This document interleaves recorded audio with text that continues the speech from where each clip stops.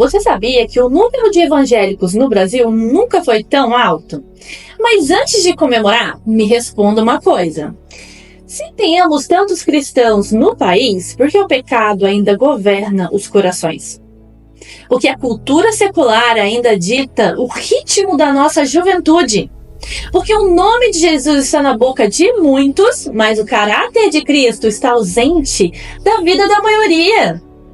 Será que estamos mesmo diante de um crescimento espiritual? Ou apenas de uma falsa aparência de avivamento?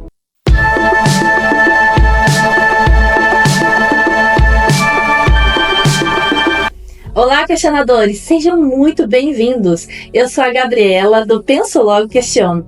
E hoje a conversa é sobre os dados divulgados pelo IBGE a respeito do crescimento de evangélicos no Brasil. Antes de começar, não esquece de se inscrever aqui embaixo e dar o seu like e também o seu comentário, nem que seja apenas um oi. Combinado? Agora, bora pro vídeo! O Censo Demográfico de 2022, divulgado pelo IBGE no dia 6 de maio, apontou que os evangélicos agora representam quase 27% da população brasileira. Em contrapartida, os católicos estão em queda, com seu menor índice desde 1872. Para muitos, isso parece uma boa notícia. Mas será que esse crescimento numérico realmente reflete o crescimento espiritual? Ou estamos apenas assistindo a uma transição religiosa em que as pessoas mudam de placa, mas continuam com os mesmos hábitos, os mesmos valores e a mesma vida longe de Deus? Porque, sejamos honestos, não é o número que define o mover de Deus, é a transformação de vida.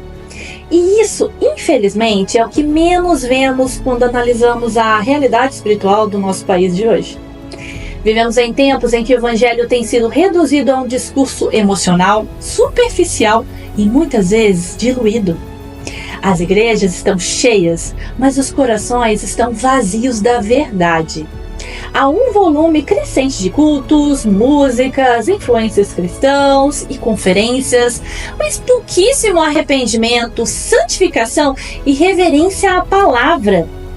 A verdade é que muitos estão aceitando Jesus sem jamais terem sido confrontados pelo Evangelho de Cristo. Estão emocionados, mas não convertidos. Estão impactados, mas por um momento. Continuam presos aos mesmos pecados. Recebem promessas, mas não conhecem os mandamentos. Não conhecem as ordenanças. Querem bênçãos, mas rejeitam o senhorio. Jesus virou um símbolo cultural e não salvador que transforma tudo em nós. Esse fenômeno não é novo. A Bíblia já nos alertava. Nos últimos dias, muitos terão aparência de piedade, mas negarão o seu poder. O que vemos hoje é exatamente isso. Uma geração com uma imagem religiosa, mas que rejeita a essência da cruz. Pessoas que dizem Senhor, Senhor, mas não obedecem. Que frequentam cultos, mas vivem como o mundo. Que levantam as mãos no louvor, mas não buscam no secreto. O problema não é o crescimento dos evangélicos. O problema é que, em meio a esse crescimento, poucos estão realmente nascendo de novo. Há mais consumidores do conteúdo gospel do que discípulos de Cristo. E isso deveria nos preocupar de fato. O verdadeiro evangelho exige arrependimento. E arrependimento não é um sentimento de culpa momentâneo. É uma decisão radical de abandonar o pecado, de negar a si mesmo, de seguir a Cristo, custe o que custar.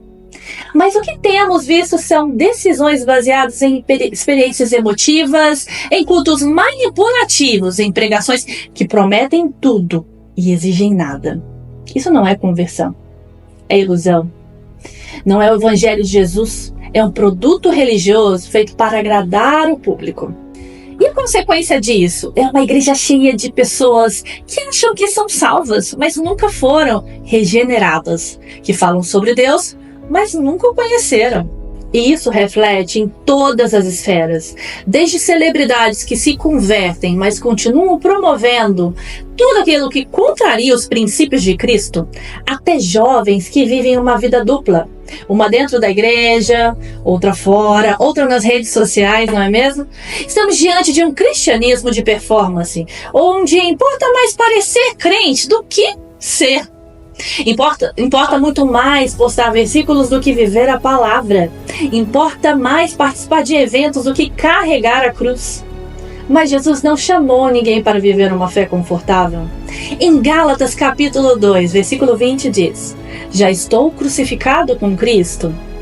Eu vivo, não mais eu, mas Cristo vive em mim.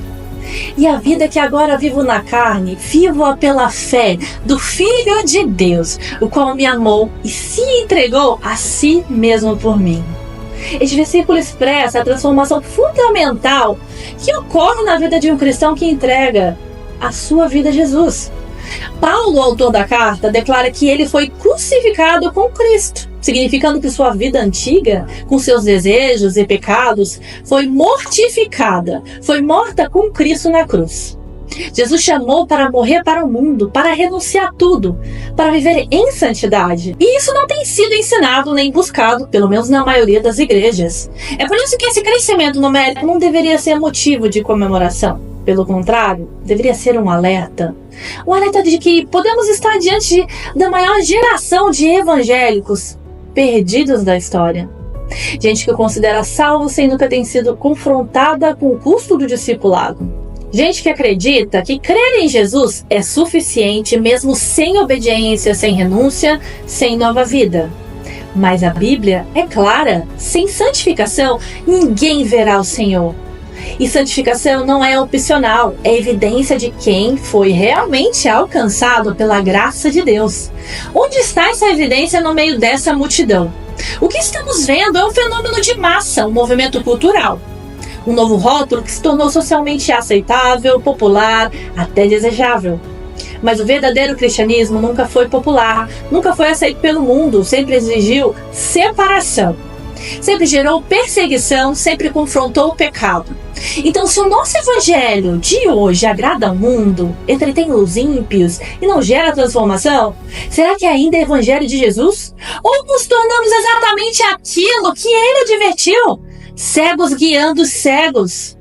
Estamos mais preocupados com likes, mais preocupados com a nossa apresentação perante os outros do que com salvação, com estrutura, do que com presença, com reputação, do que com santidade. Chegamos a um ponto em que precisamos fazer uma escolha séria. Vamos continuar celebrando números ou vamos buscar frutos? Vamos seguir reproduzindo convertidos emocionais ou vamos clamar por um verdadeiro avivamento? Avivamento que começa no arrependimento, na dor pelo pecado, na fome por justiça, no desejo de viver para Deus em tudo. Avivamento que não se preocupa em agradar homens, mas em agradar ao Pai. Avivamento que não precisa de palco, luzes ou multidão. Só precisa de um coração quebrantado, porque Deus nunca se impressionou com quantidade. Ele sempre procurou qualidade, corações íntegros, vidas rendidas, gente que diz sim com a boca e com a vida. Só queremos ver a mudança no Brasil. Não basta aumentar o número de evangélicos, precisamos de conversões verdadeiras, genuínas. De homens e mulheres que conhecem a palavra, que obedecem seus mandamentos, que vivem em temor e verdade. Que não se conformem com este século, que não negociem seus princípios por conveniência, que sejam dispostos a perder tudo por amor a Cristo. Esse é o tipo de fé que transforma nações. Esse é o tipo de igreja que resiste ao tempo. Esse é o tipo de povo que Deus procura. A pergunta que fica é: você faz parte desse povo? Ou é só mais um nome no censo do IBGE? Para refletir, eu finalizo com uma mensagem dura, mas verdadeira, que Jesus proferiu em Mateus 7, 21. Nem todo que me diz Senhor, Senhor, entrará no reino dos céus, mas aquele que faz a vontade do meu Pai que está nos céus. Muito obrigada por ficar aqui comigo até o final. Se não se inscreveu ainda, essa é a hora. Também aproveita para curtir, deixar o seu comentário e compartilhar, ok? Abraços e fiquem com Deus. Tchau, tchau.